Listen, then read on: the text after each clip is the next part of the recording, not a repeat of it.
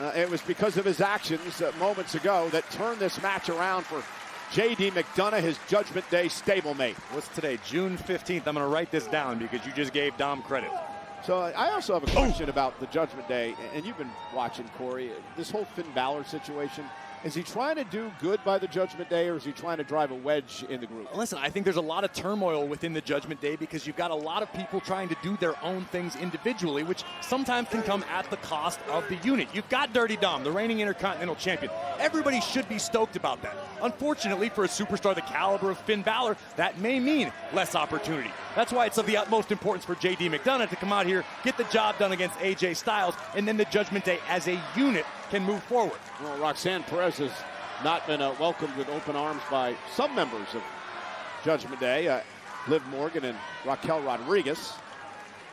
Although Finn continues to bring her around. Well, Roxanne Perez is a world-class competitor. She's a great addition to any faction. Just so happens to be the Judgment Day right now.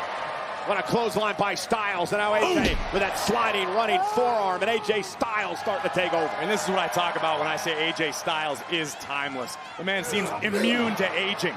Just moving forward at the same speed, the same pace as always. Ushigoroshi across the neck. Here's the cover, hook of the leg, and a kick out. I haven't heard that in years. It's a deep cut for you.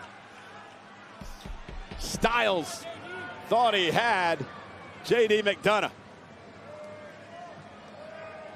AJ taking his time, surveying the situation.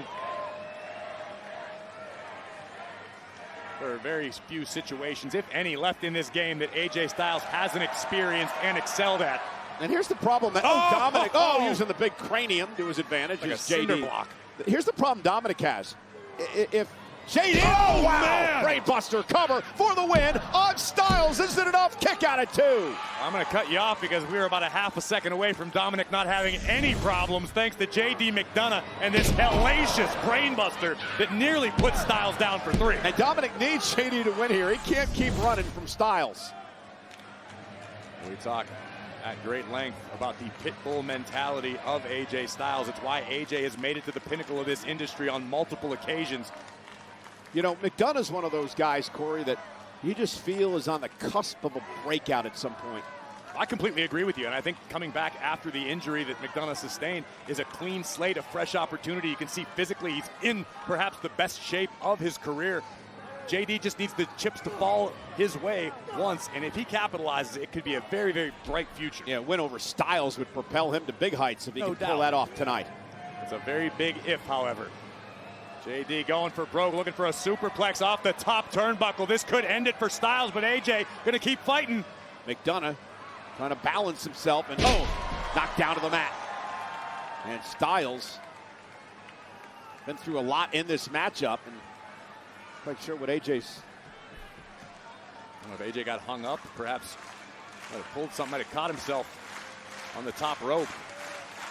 AJ taking a second to reposition. Well, Dominik looking to take advantage of Styles and the distraction there once again by the Intercontinental Champion. This speaks to how cagey and crafty Dom can be. And J.D. McDonagh looking to take advantage.